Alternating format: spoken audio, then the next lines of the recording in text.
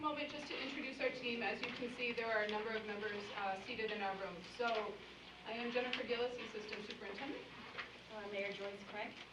Carl Capano, Chief of Police. Kevin Healy, Elliott Hospital Emergency Management. Brian O'Keefe, Manchester Police Department. Karen Holton, Manchester Transit Authority. Kevin Kincaid, I'm the City Security Manager. Nate Lindstedt, Manchester Police Department.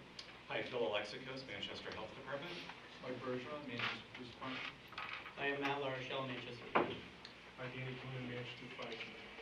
Brett French, Manchester Fire.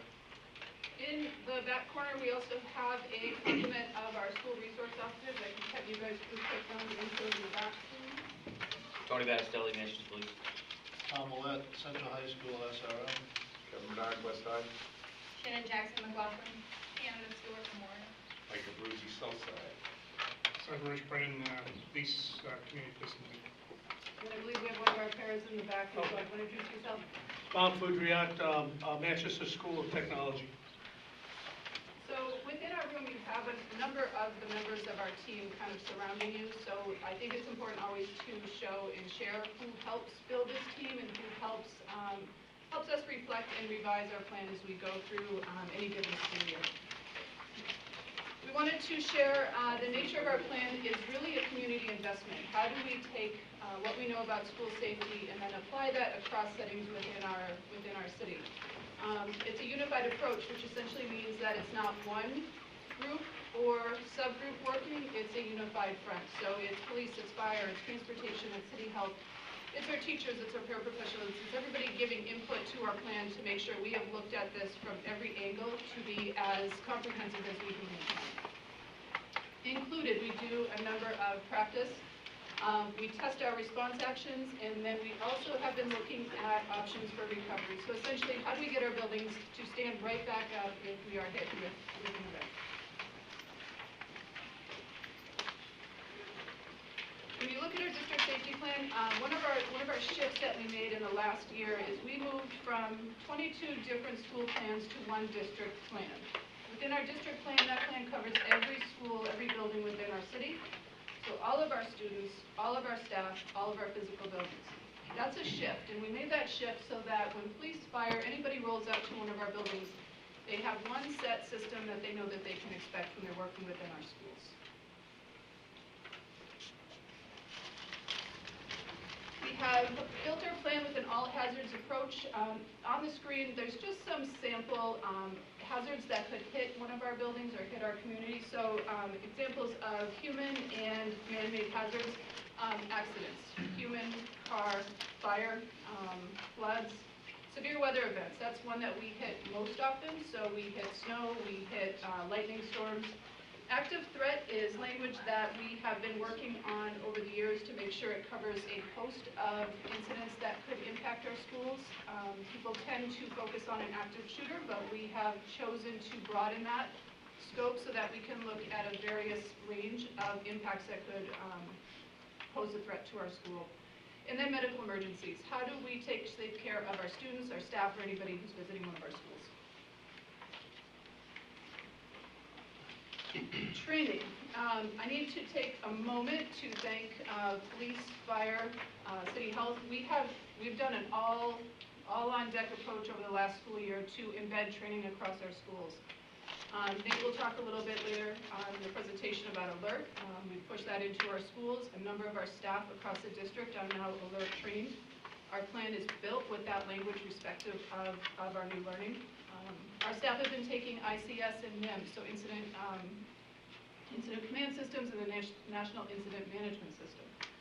We have been practicing. We've been talking about different scenarios that could be impacting our schools and how could we respond, what would we do, and then troubleshooting from those discussions. We have run district scenarios. We've done first aid, we've done CPR, so when our students are in the building or they're out and about in the community, we've got staff that are qualified to be with them. We introduced Stop the Bleed and Narcan training as well.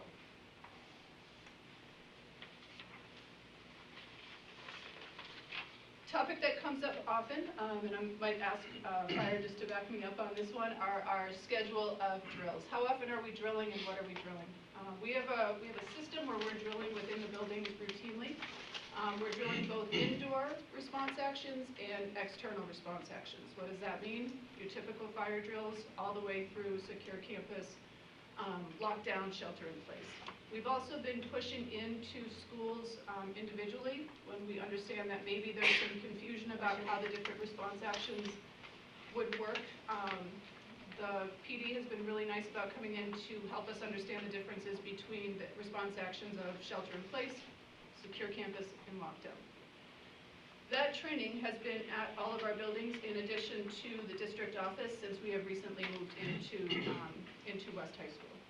Anything else? We just do fire drills once a month. We just not write down how many students there are, how much time it takes, and every company rotates in the city. Every school is done once a week.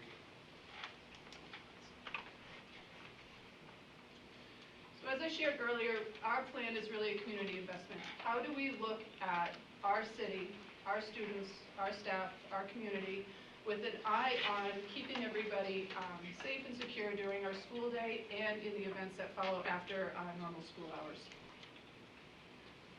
Mr. Alexakos, can I spin on the slide a little bit for me? So Manchester Health Department employs all of the school nurses in the district, and they are embedded and integral in the emergency plans and teams that exist at each school. So they're there on a regular basis, but they also take the lead for medical issues. And certainly, one of the things that the health department provides, in addition to regular school health services, is that we provide first aid and CPR training for district staff. So we help to support that infrastructure to keep your kids safe. So in addition, over the last school year, we've done the West High School active threat training. We've also done some large-scale tabletop trainings, which involve many of the members that you see sitting here in front of you right now, in addition to teachers and administrators from across the district.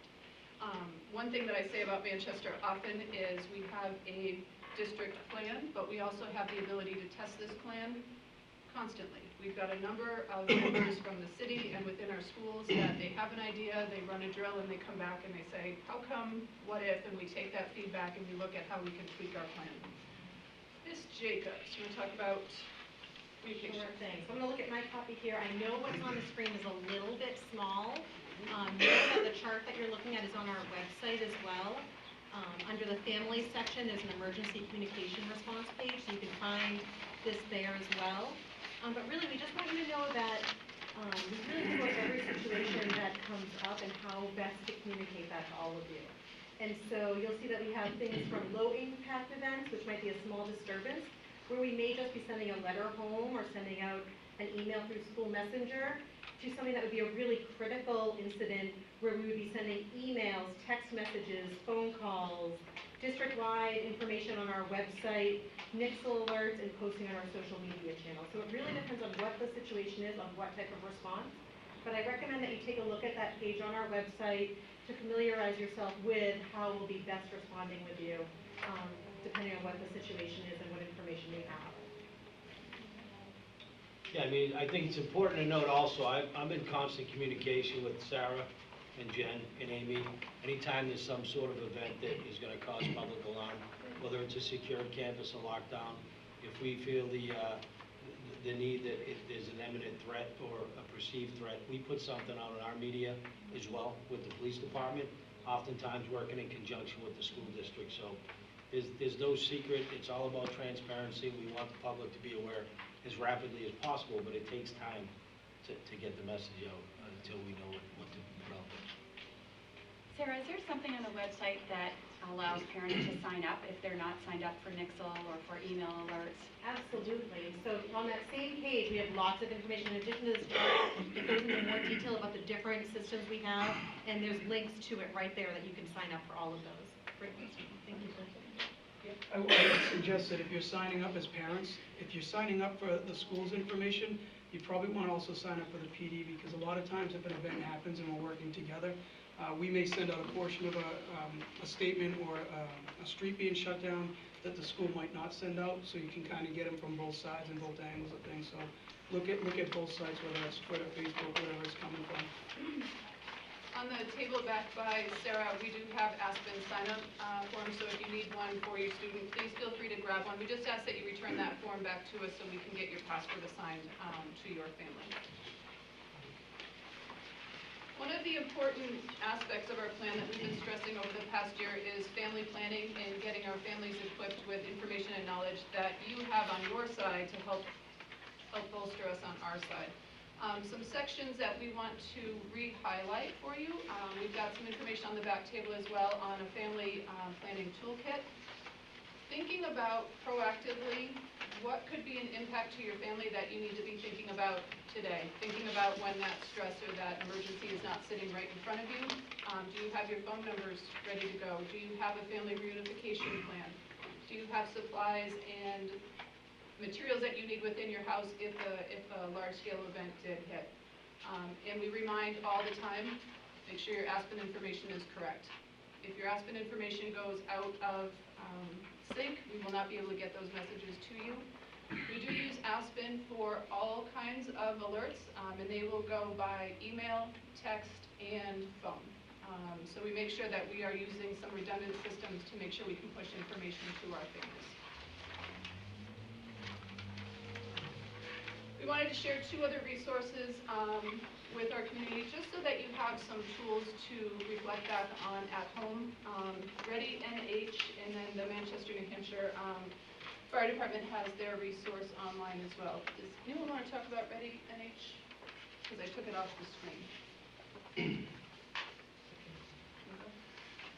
So it's basically, it's part of FEMA, the national program. It's basically trying to get folks prepared to take care of themselves during a disaster, what they would need to, to put together like a go bag, what they would need to, sustain if they were on their own for a few days. It involves medications, having enough medications. It even involves pets, making sure that your pets have their medications and what they would need if you had to relocate from your house to whether it's a hotel or a city-run shelter or some other type of housing in case you have to leave your house. So it's all basically helping people. It's been driven by the feds, like I said, with FEMA and through the state to help people get prepared to deal with disasters before help arrives. Thank you. Officer Linsdale, do you want to walk us a little bit through some of your slides? We've brought some cyber safety into our presentation this evening because we've started to witness an increase of communications that start to go very quickly that are not always accurate. So we've been taking a hard look at how do we communicate in a way that is timely, but we want to equip our community with resources and tools so that you're able to vet information that's coming at you. So when you see something, you know when that is accurate information that you should be acting upon. So one of the bigger topics is internet safety and cybersecurity. And obviously this evening we don't have two and a half hours to discuss that. So what we want to just do is highlight a really good website. It's up on the board now that you can go to. One to connectsafely.org, which is now up behind me. There's a tips section. You just click on it. You can go to almost. Can you put the picture? It's it won't. I have to go quick here. No, just go to the next slide. Hold on. Did you want the slide up? This next slide, please. So this is the screen that will come up. It's safety tips and advice, and you can get almost anything that you're looking for. Any way to keep your child safe, any way to see what they're doing online. Tips for social networking for teens, tips for parents, how to disable location on your mobile device, which you may want to check your teen's mobile device to make sure they're not doing that. Again, online safety tips, how to deal with, I'm not reading number 2, and how to stop bullying. All right, there's a lot of different sections on there. Once you click on it, it'll bring you to a whole tutorial on how to deal with those particular issues. That's a really good site. And then the next 3 slides on here is once you can go on these and you can actually have basically classes with your teen or with your child on the safety, and then at the end of them you can have a pledge with them. The effectiveness, I guess, depends on the child. But each one, so teen, children, and parents can make some sort of pledge on there to sign off on, saying that they'll abide by the above rules. And you can decide what the benefits or negatives are if they don't deal with their pledge. But so the next 3 slides will be all the pledges each child can sign off on, to include the parents. Do you guys want to talk about upcoming training? Yeah, so in addition to what Officer Lindstadt's talking about, at the police department, we have 3 separate investigators that work under our cybercrime unit.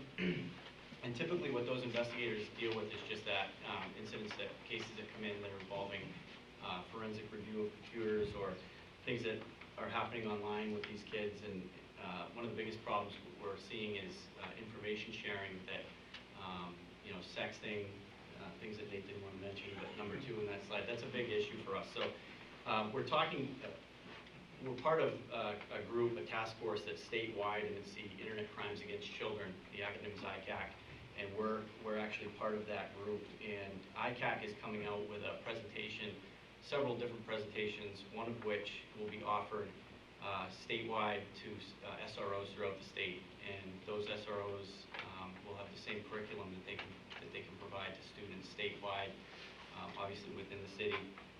But we'll also have presentations for parents and presentations for teachers to talk about all that stuff. So hopefully by the next, this coming school year after the summer, we'll have all that prepared and we'll be able to send out. Well, I think it's important to note, Officer Lindstedt works out of the Community Policing Division. He's our crime prevention officer, so he basically teaches classes on a daily basis for a variety of topics, to include internet safety. So if we feel that there's a need and the public really wants it, what's it take, about an hour and a half, Nate? Yeah, it's a quick class. Right now we have 3 different ones, children, teens, and parents. We can give that to any school that asks for it. We've done it in the past. The ICAC presentation will be a little bit more in depth than what we give. We go more on like the safety aspect of what you should and shouldn't give out, what you should and shouldn't say on the internet. I believe the ICAC one, correct me if I'm wrong, sir, also incorporates what sites they should and shouldn't go to, what are the highest rated sites or lowest rated sites that the kids are going to go to. And they have the ability to update those on basically a daily basis.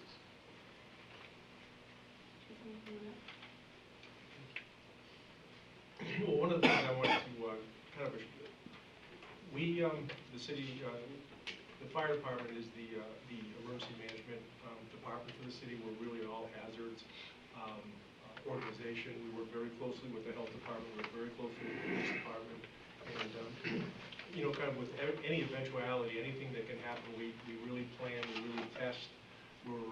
We've opened that EOC that we have, the Emergency Operations Center, many times.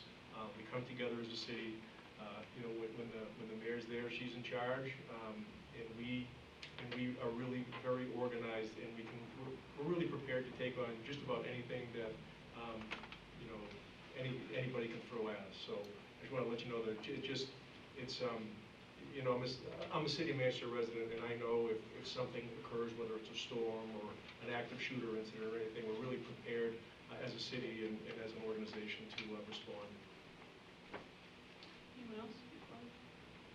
I just wanted to add that it's, as much as we are mostly city departments, it's also our community partners. So our healthcare partners are really important in this discussion.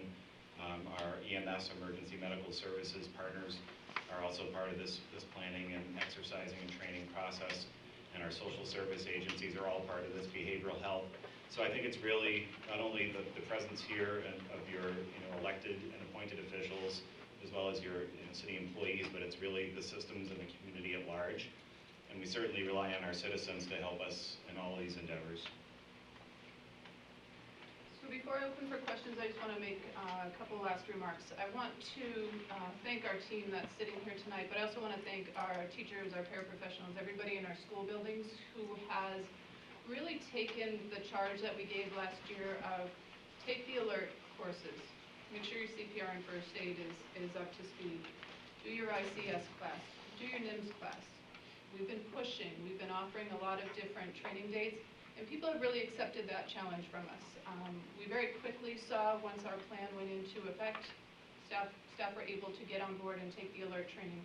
And they were asking good questions. We've got schools that are certainly pushing us to think harder, think differently, and constantly improve our plan. And I also want to just recognize that this team, there's many minds sitting up here. So when we have a situation or an incident that we need to troubleshoot through, or a drill that we're going to plan, or a drill we're going to debrief, there are a lot of different inputs sitting at these tables. And those various inputs allow us to be a very effective group. And we have certainly made improvements and revisions to our plan as we've gone through the last school year and a couple months. I'm humbled every time I sit with this team. I'm incredibly proud of the work that we've been able to do. It's a team that when things are really getting tough, we can kind of look to the left, look to the right, and we can keep things moving forward. When we take questions tonight, I do want to ask one thing, or I'm going to remind you of one thing. The team sitting up here will not speak in specifics about an event, because more often than not, those are still active events. So we will speak more in generalities, given this is a public forum. So I apologize ahead of time if you have a question about a specific event, but we're going to keep it general about our plan. So, with that said, questions for us? Mr. Kissel. After listening to what you just said, you've given the impression that safety is important to the district.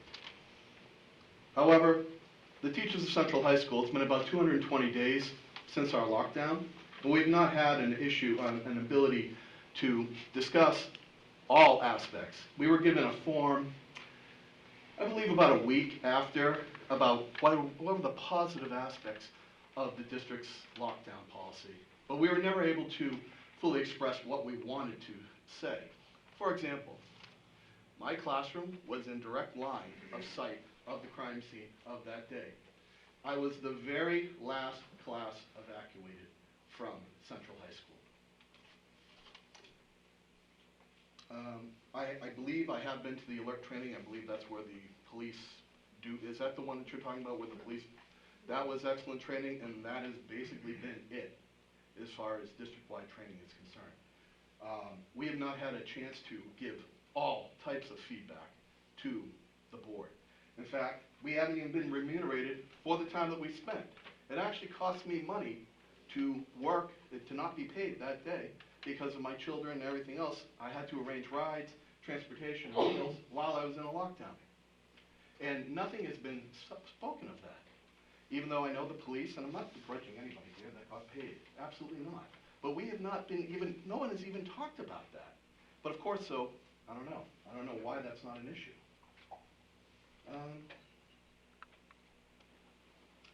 I wanted to also say this. The cleaning crew removed my cover for my windows that I put up at my own expense in the summer. And during the lockdown, I had to put in a makeshift one. And then after, I asked the district, or I asked the school for a cover. This is what they gave me. This is what I basically have after about 6 or 7 times of it falling down. This is what I got, a trash bag. That's what I have.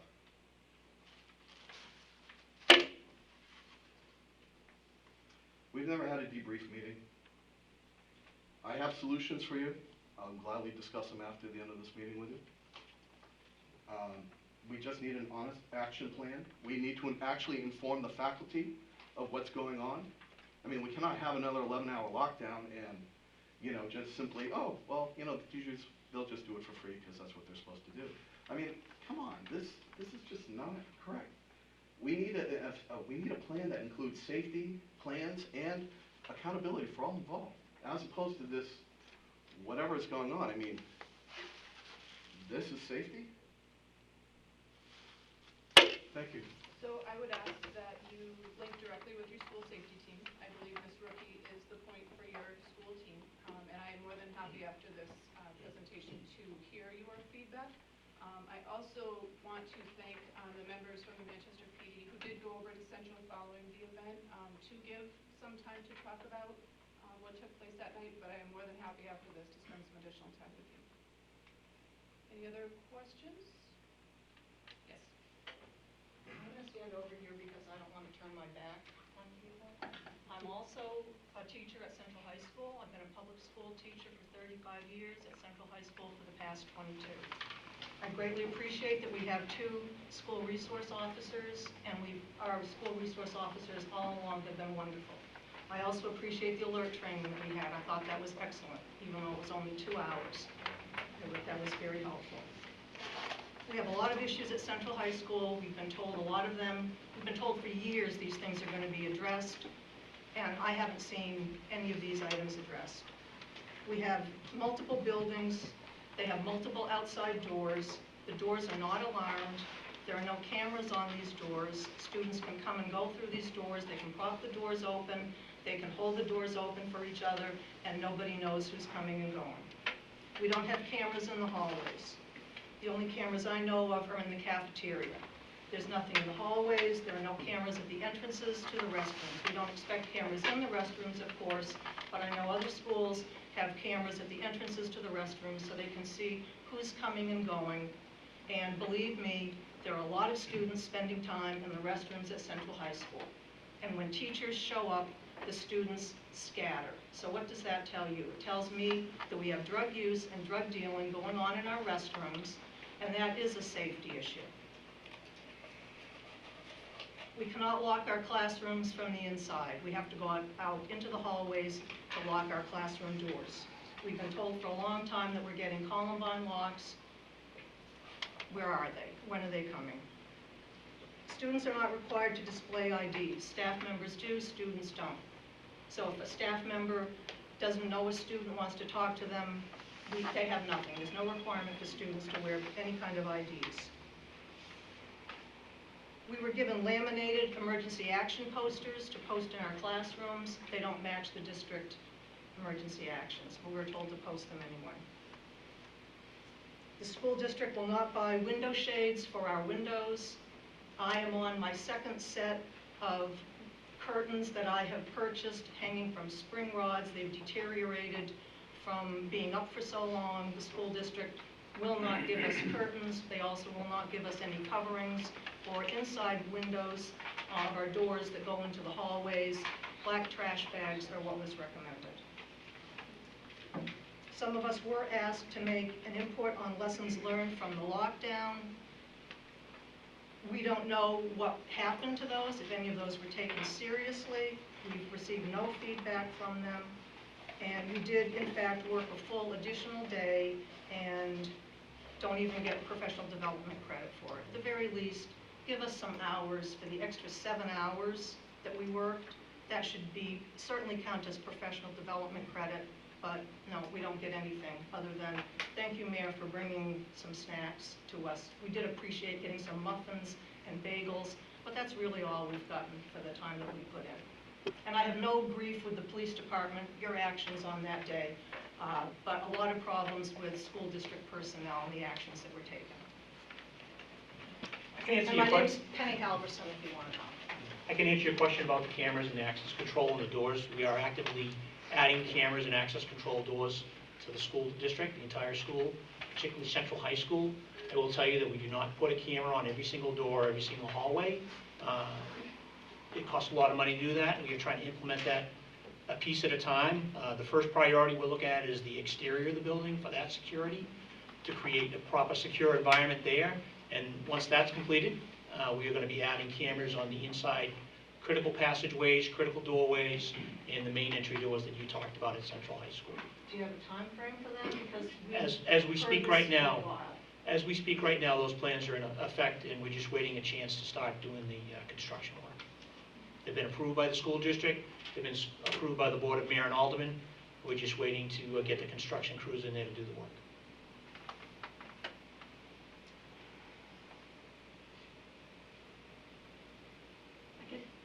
From the 2 people that have spoken so far, it seems like there's been a break in communication, and I think that's valuable information for us to take back, because we do need your feedback.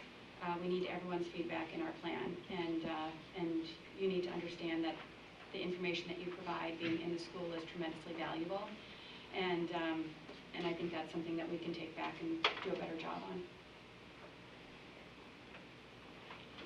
Yes. I'll do the same stuff. My name is Molly Jenkins. I have two elementary school kids at Weston Elementary. They are 10 and 7, 4th and 2nd grade. A lot of people here, I'm assuming, are from middle school and from high school, which I think is extremely valuable, but come to the age of 4th and 5th grade, they're starting to get into social media, which is springing up into our schools, which that's not my choice as a parent, but something happened that we were made aware of on Thursday, just by chance, by, members of your village, if you will. Parents contacting parents about an incident that happened 6 weeks ago. It all makes sense now because my son has not slept in his bed for 4 weeks due to anxiety. Sorry. So I want to know, as far as a communication standpoint for elementary school parents, I don't care if it's a piece of metal that will not stuff anything into it that can make a bomb. I want to know about it, because when my kid is not sleeping and doesn't tell me what is going on and that he heard this in his classroom, this is a concern. I don't expect administration at an elementary or even middle school or high school to be bomb experts, but what I expect is that the communication lines stay open. We were not notified, so someone had mentioned before that there was a low impact communication, like it wasn't a viable threat. I totally get it. And I know that you guys are looking around like, what was the threat? And I don't mean to kind of call anybody out, but basically 6 weeks ago, a student in my son's 4th grade class, who I obviously can't say a name because of FERPA, but he said that he had a piece of a pipe bomb in his backpack. So he said it in front of the whole class. The teacher in the class then called the administration. Administration took care of it. What they didn't take care of was the communication to the parents, because honestly, we don't watch ABC News, we don't watch WMUR, we don't watch any kind of news outlet because of the fact that my kids shouldn't know about the possibility of school shootings or pipe bombs or anything else. I get it, they play Fortnite, let's be real. But the reality is, I mean, what would you do if it really was a pipe bomb? Like, what would you have done if you picked it up out of the bag and it exploded in the school? We have no problem telling 5th graders that you can get pregnant having sex, but you have an issue with telling them that they, we don't want to cause undue anxiety with the school community. And it's like, we're already in undue anxiety about social media and everything else. I really think that maybe it should trickle down. 4th and 5th grade is probably a good age to start it. If we're going to stick 5th graders in middle school at some point, we might as well start talking about this just once, more than once a year. Honestly, I'd rather plan for worst case scenario and tell my kids, see something, say something, and some kids don't want to say something because they have anxiety that they're going to get in trouble or their friends aren't going to like them. So all I'm asking is to just start it maybe a little bit earlier. I graduated from Manchester Memorial in 1999. Our senior week was when Columbine happened. So it hasn't gotten any better. I'm just asking for maybe a better communication plan, especially for elementary school kids. Just rethink that structure. So, I hear you, and I appreciate your information. Two things. One, I was a building principal before I came to the district office. If there was a concern going on in the building, I certainly would have wanted to know about it immediately so I can interact. Now that I'm at the district office, if there's something going on and you have questions or concerns, you can always reach out to one of us.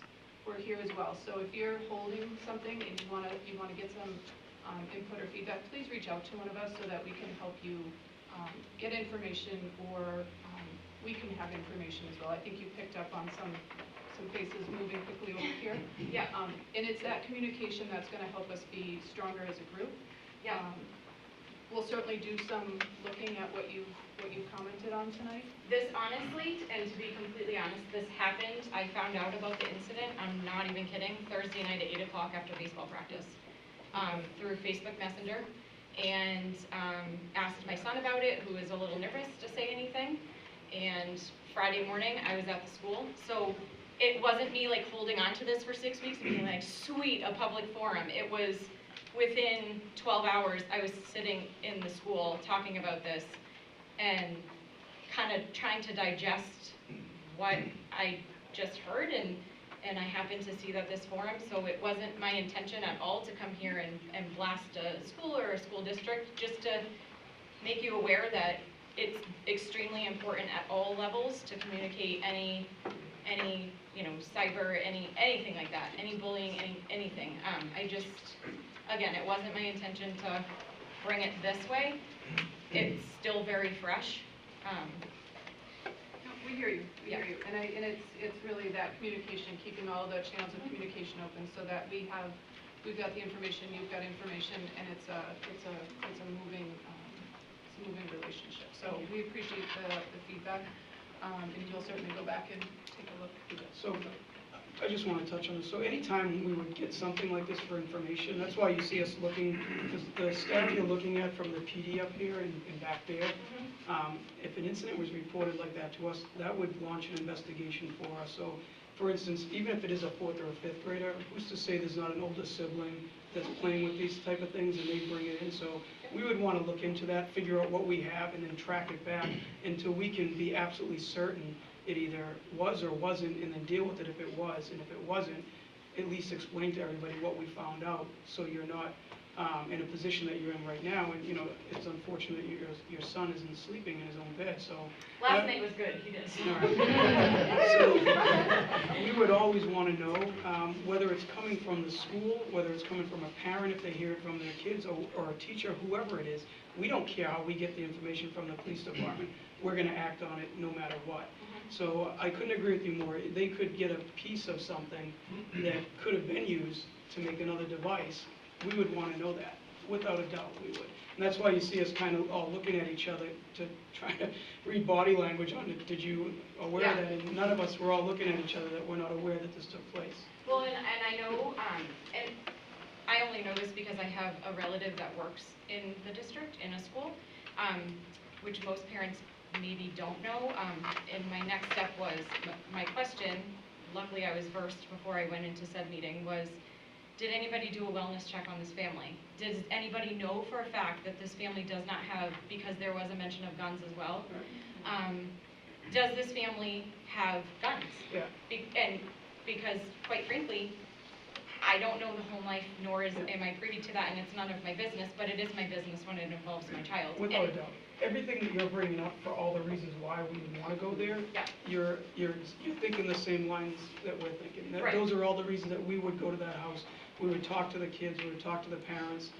We would actually open up an actual investigation to look into that. We do this type of stuff on a daily basis, and a lot of it sometimes is behind the scenes, but we're checking into all these things all the time. We're vetting these things out to make sure that that's not going on at home, that these kids are going to be safe.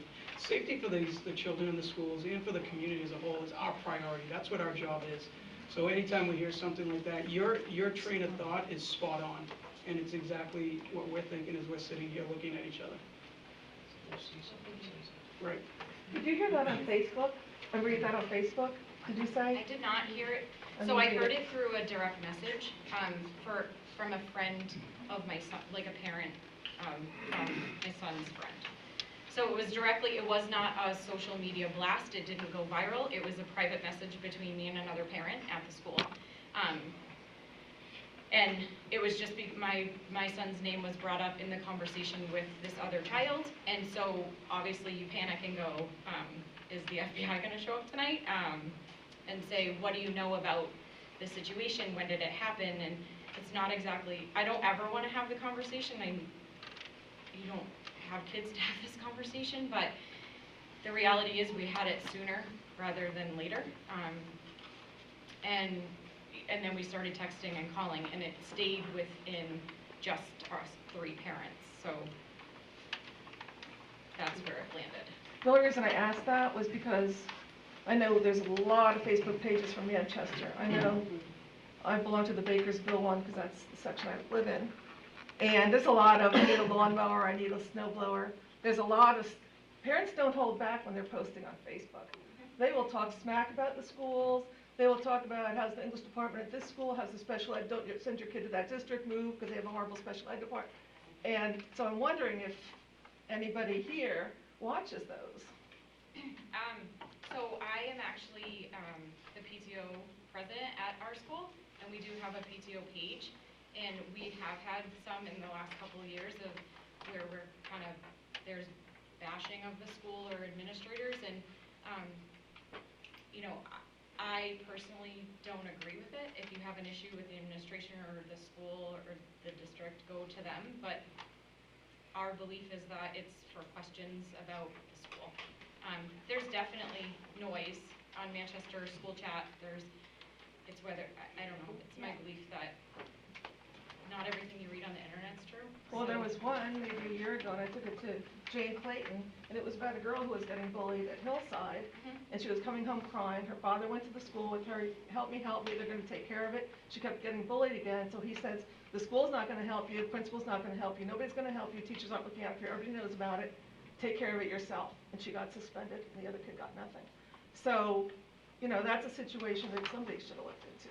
It didn't get taken care of like the father said it was going to be. I'm confused though, did you guys know about the incident at the elementary school? No. Okay. It wasn't a viable threat is what I was. And that's what I'm I don't saying, know. whether it's viable or not, if we get the information. when I it's- totally agree with you, and I think that that's where my confusion was. The other parent in the room said, I know guys in the military that could probably do that. And that's just the way that it is. And again, we don't know the family situation, and that was my main concern. Do they have older brothers? Do they have older sisters? Do they have aunts and uncles? Do they have a sawed-off shotgun underneath? Like, I don't know, so. So sitting behind you is Sarah Jacobs, who is our communications person. Sarah, can you talk just a little bit about how we do watch those social media channels and what we do with information we find? Absolutely. So part of what I do is try and keep my finger on the pulse of those types of things on the major social media pages, so the chat pages and things like that, doing searches for the district and school names and those sorts of things. And anytime something like that comes up, bring that to the attention of the administration so we can talk about it, figure out if it's like we need to bring to someone, that sort of a thing.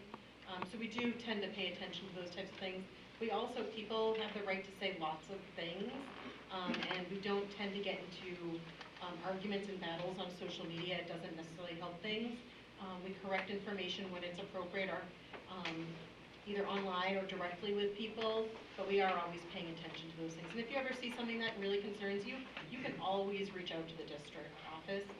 Any one of us would be happy to talk with you. We did put the communications email address up on the screen just so it's a really easy one that you can remember and have. I check that daily. You can always send anything that you need there, and I can get it to the person who's most appropriate to respond to you. So please don't hesitate to be in touch if there's something that you see is of concern, because I'm sure there are things out there that I don't see and pages that I don't know about. And so it really does take a whole community to be aware of these types of things and help us make sure that people have the most accurate information that we can provide. Thank you. Thank you. I have a question about procedures for at least the elementary schools or all of the schools where people sign in to the office. So over the last 2.5 years, my grandsons have received services from the Manchester School District through preschool and in elementary schools here, 4 elementary schools. And in 2.5 years, I have never been asked to sign into the office. I have always introduced myself, and they said, oh, yes, okay, go ahead and sit down.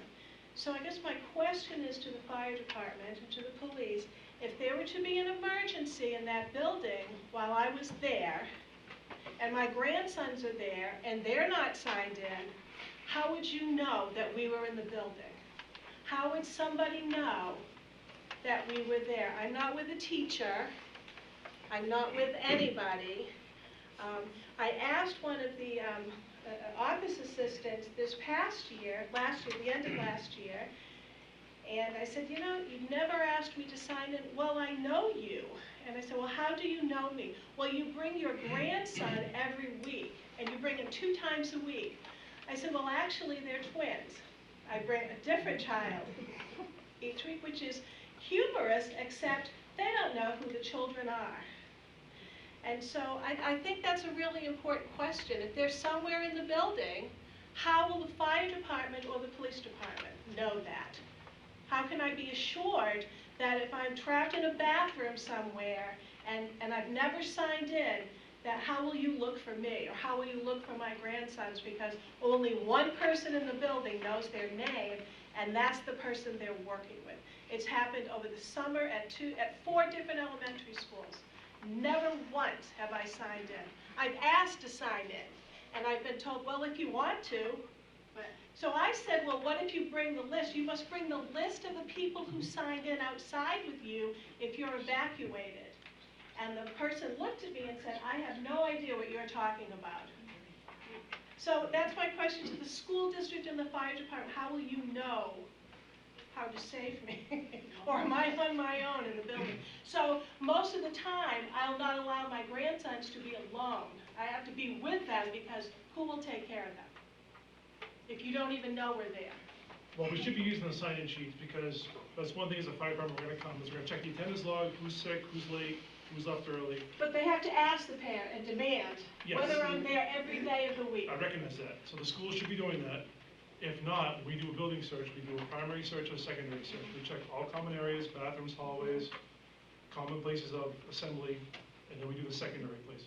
So we do a search of the building. So do the schools, and I worked in another district for a long time, and so we would evacuate, we had our list, we had walkie-talkies, we checked to see, and it was 800 pupil school. Who's there, is everybody accounted for? So do the schools do that? Yes.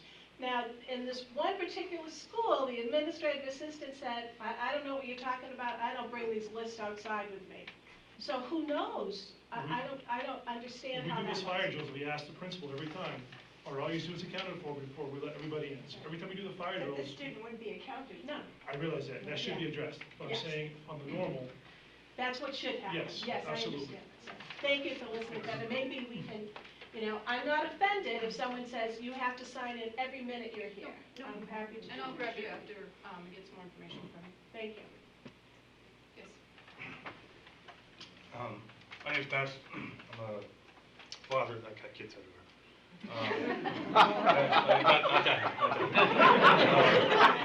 I have a question, maybe communications. What is the requirement going from the school to you guys? So in the instance of the 4th grader, you guys had no idea. I would say anytime you have something that's not sitting right, reach out to communications, reach out to the principal, reach out to someone at district office. Make sure that information you have is getting to one of us so that we can follow up. So teacher, principal first. Yep, typically within a building, if there's an incident that's going on at the building or concern within the building, there's a hierarchy that would be followed, so it's gonna go from teacher, paraprofessional, Airmark employee. Right, but if this went all the way to the principal, and you guys have no idea, I really don't have a lot of faith in We'll follow up. particular Yeah, we're gonna follow up principal. with that case. So typically it'd be principal to either Ms. Allen or myself, or the respective person who's. Because after the fact, that's excellent. Correct. It just, In real time. it kind of stops, and if people don't know the policy, then. Yep, in real We time, can't follow when we have the information, we're moving fast. Everybody sitting at this table, we've been in direct communication. When we have the information, we move fast. We try to get resources and supports built in around the family. We just need to have that vertical communication going solid. I agree with you. Can I just add to that? I would say that in addition to that, if you ever have anything that you think the school knows and you're wondering if the police know, you can call us as well. We get duplicate reports of things all the time. We get some stuff that goes to the school, doesn't come to us for certain reasons. We are very good at communicating all day long with people at this table, but we're fortunate enough to have 6 of the 9 SROs for the city are seated right there. And although there's not an SRO at every school, there's an SRO at every high school and every middle school, and they're also responsible for your child's school. So every elementary school has an SRO. We can pick up the phone or call these guys anytime and say, head over there, there was a kid that had a piece of metal in his backpack, and we would be same day talking to that kid, notifying his parents, seeing what was going on. So if you think a report's been made to the school or to the police, and you want to call the other one, that's totally acceptable, as far as we're concerned. Right, thank you. If I could add, if there's any issues with safety, at least especially on fire department side, or, you know, we work with the schools for their evacuation plans and their emergency management plans. So give us a call, give our fire prevention a call. We certainly can reach out to the schools, and we do often. We have a very close relationship with the schools and the individual principals. You know, I know sometimes I hear this, that it's different principal to principal. I have 7-year-old twins in 2nd grade at Weston. I know that I can't get in Weston without signing in, even though I try to sneak them in whenever I'm late. But I have to sign in. So let me tell you, one of the schools is Weston. Really? And I think it's because they know me, you know, they just said, oh, well, we know you, we recognize you, and I get that, but that's not the issue. You're not the safety. That's not the issue. The issue is if there's a problem, you won't know that we're in the building. That's I the agree. issue. We certainly can reach out to Mrs. Mack Yeah. and try to figure that one out. Just, But that's something that can be a refresh for everyone. yeah, Easy. absolutely. Yes. You were going back, I teach at Central High School, I'm Maureen Anderson, and you had the alert training and the other trainings, and we've done a couple of them at Central where we had to watch the PowerPoints and do the classes and answer the questions online and things. Does everybody in the district have to do those? Because I know we were required to do them, and we had to sign off that we did them. At the beginning of this year, we did them like 3 years ago. I don't remember their names. Those there. So we did the ICS one and the alert training, and we had, that were mandated by the school that we do them. But who else in the district is mandated, is like HR mandated to do them? So we've been doing these trainings across the district, everybody that you can imagine. Here's what I'm going to say about the trainings. They're offered, and when people have asked me questions, is this mandated, do I have to go? My response has always been, these strategies that you're going to learn, these tools that you'll take from these trainings, these are life safety skills. These are not just school safety, you need this within your school building. These are things that when you're out and about, Officer Lindstad speaks in the alert training about tying tourniquets. I've got different people who have come away from different trainings saying, you know, I learned this in this training and it helped me when I was in this place out in the community. We share these, we offer these, we have been offering them at multiple times, multiple dates, multiple locations, and people take them multiple times. So I've got a number of staff who have gone to alert 2-3 times. It's life safety. It's not just professional development. These are things that you have everywhere. Right. Well, one of the reasons why I asked that is because somebody that was in part of, because I'm at Central, we had the lockdown. Where at the end of the lockdown, somebody from the command center comes in and tells students, which is the wrong chain of command, that they were allowed to not get on the buses at the end of the night. And that was, to me, a big no-no. This head honcho who wore the badge and said, I'm so-and-so, oh, you don't have to be on the bus because you live close enough to here? And he had a crowd of probably 8 kids with him saying, you don't have to be on the bus, but the rest of the kids do. So that was my first concern. My second one is HR, and I've been notified 3 times to give social security numbers of my family to HR over the internet through email. And I don't think that's right either. If they've taken all this, they should be asking me for the social security numbers of my family, no matter how old my kids are. And that's just, why didn't you have it the first time? That was when we were going through that audit process and we had to send everything out to California.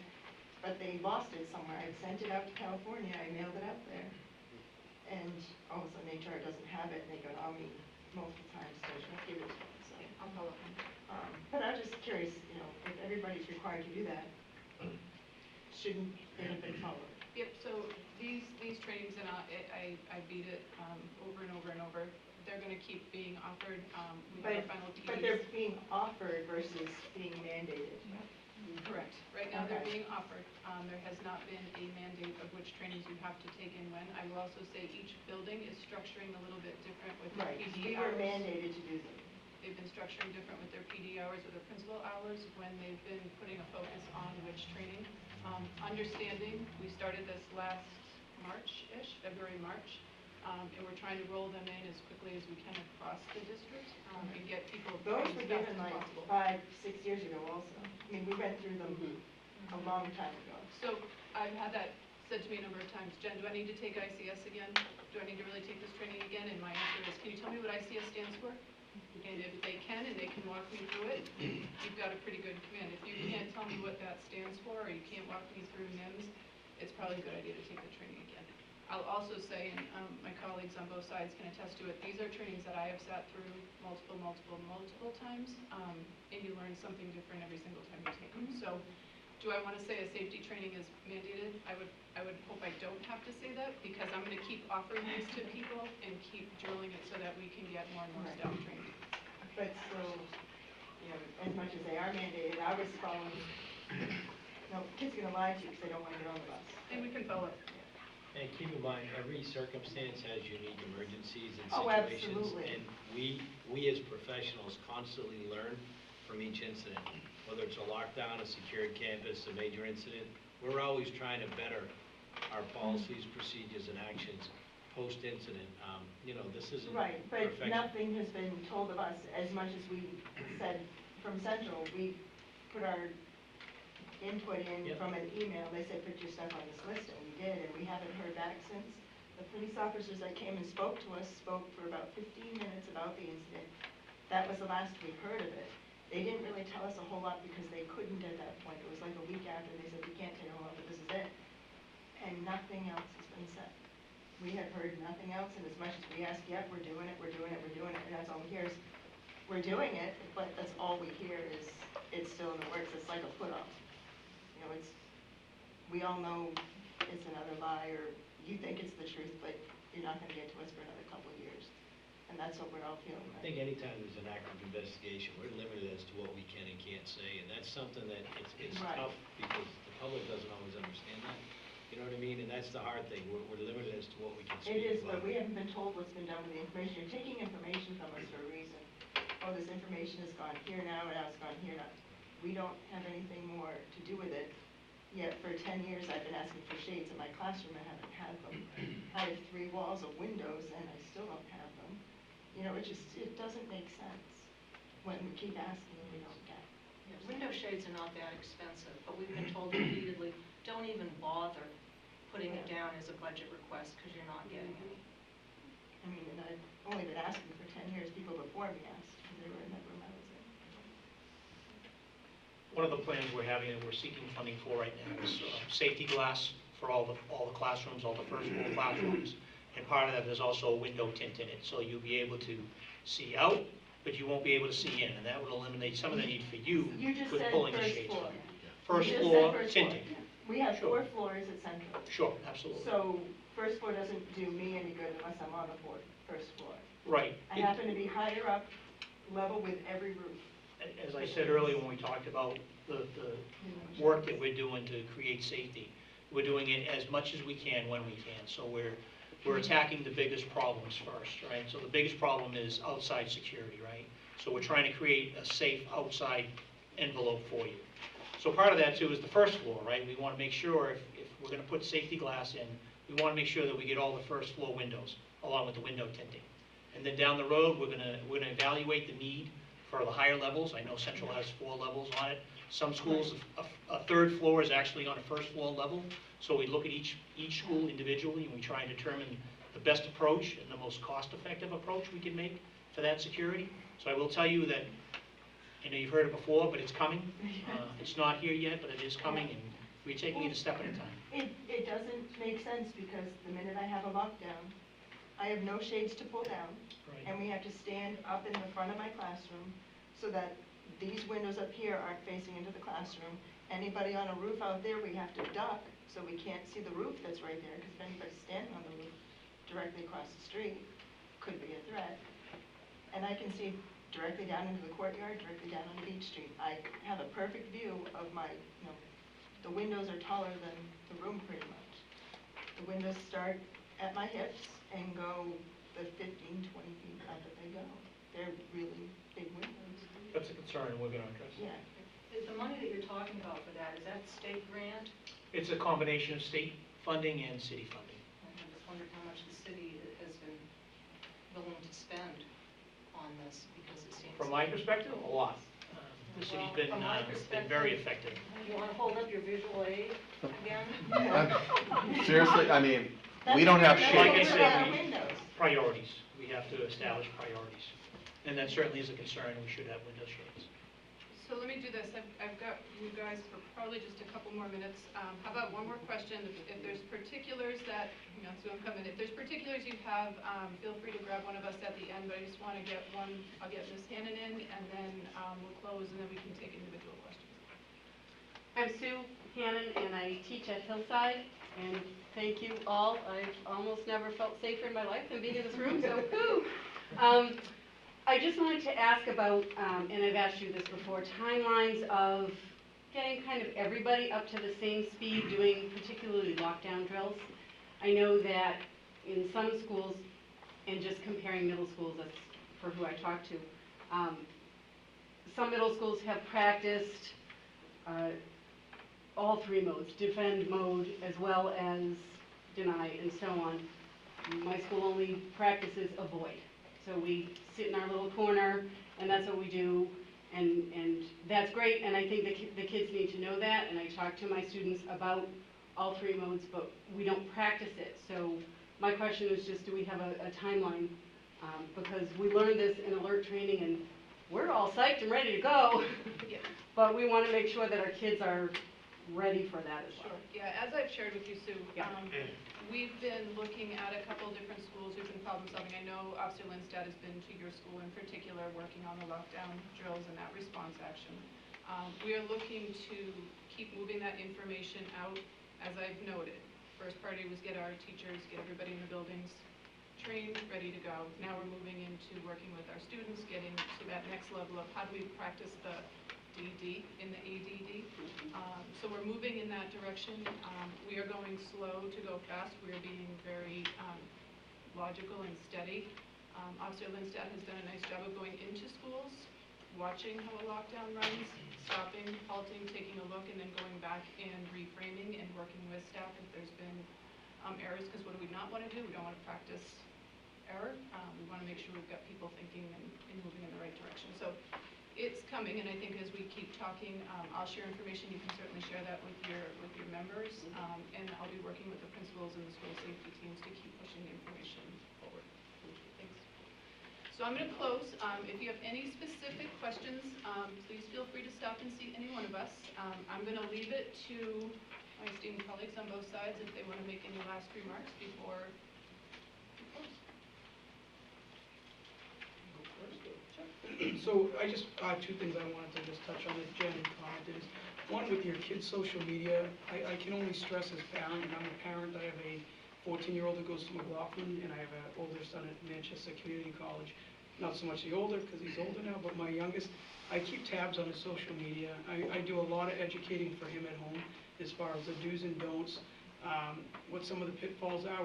We all have good kids. We believe that we have good kids. We believe that we're teaching them everything that they need to know. But sometimes they can get sucked into some of the nonsense that's out there with social media, and you really just got to keep tabs on it as a parent. So that was the first thing I wanted to touch on. And the second thing is, we had talked briefly about some of the things out there in social media. I can't stress enough that there are so many of these websites out there, whether it's on Twitter, Instagram, Snapchat, Facebook, whatever it is that's out there that's pushing out information, and they try pushing it out some of these places and people that are running it in real time. And some of the information that they're pushing out isn't necessarily the accurate information, or it's not what's truly going on out there. So I would really encourage you to, the information you're taking off social media, go to the direct sites, so go to the Manchester Police Department sites, go to the school sites, and then you're going to get the actual information from us. You can count on us giving you the accurate information on what is going on, and not necessarily what somebody thinks they saw or they heard, and next thing you know, it's the telephone game, and the information getting pushed out is just not accurate.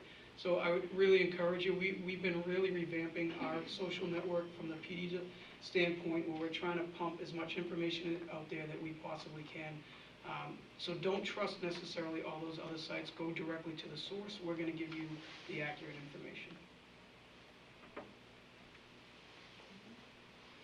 I mean, I think, there's been a lot of good feedback here tonight.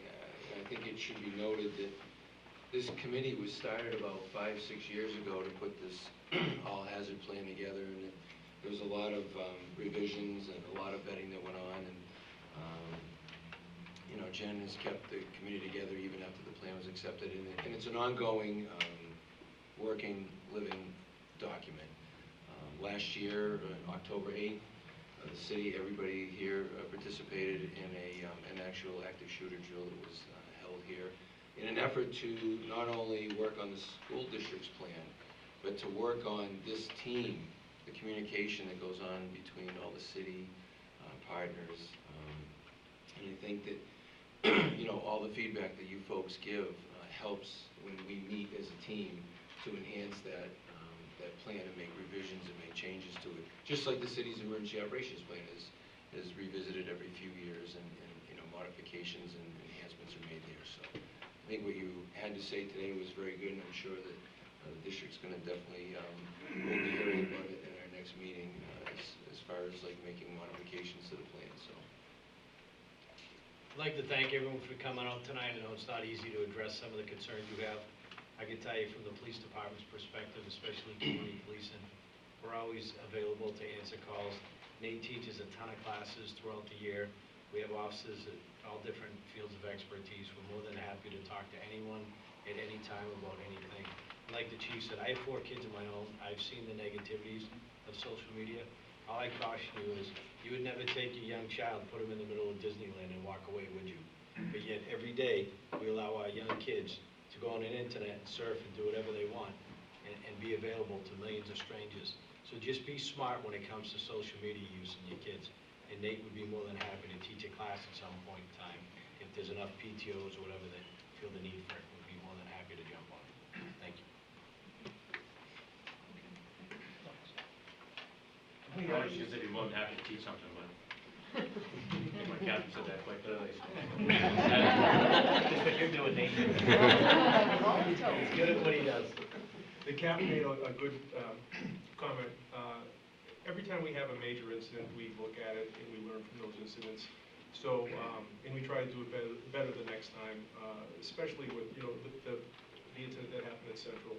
And I know there's some issues with the buses and all that stuff, but we're going to take a look at that and see how we can do it better next time. Because we do have plans for these things, and we update our plans all the time. Especially with the police department, it's just such a dynamic situation. Everything is different. But we'll sit down and take a look at everything and try to make it better.